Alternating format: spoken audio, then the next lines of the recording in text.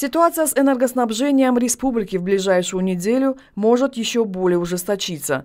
Дело в том, что запасов воды в главном водохранилище страны, Нурекском резервуаре, осталось не больше, чем на неделю, а приток реки Вахш из-за неблагоприятных погодных условий существенно снизился. Всю сложность создавшейся ситуации показали журналистам 3 апреля. Водохранилище практически пустует.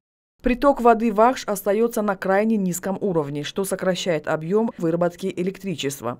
Дар соати 24 апрел соли 2024 оби обанбор дар сатҳи 857.65 сантиметр қарор дорад, ки нисбати соли гузашта 5 метр 7 сантиметр имсол кам аст.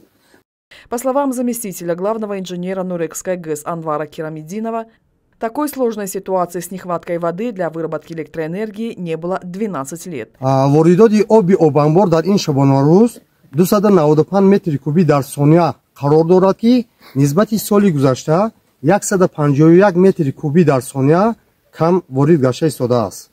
Энергетики со ссылкой на прогнозы синоптиков обнадеживают, что с начала наступающей недели ожидается повышение температуры воздуха, что поспособствует увеличению притока воды в реке Вахш. Отметим, что около 70% энергообеспечения страны в настоящее время приходится на Нурекскую ГЭС. Кроме того, от ее резервуара зависит водоснабжение всех других станций Вахшского каскада.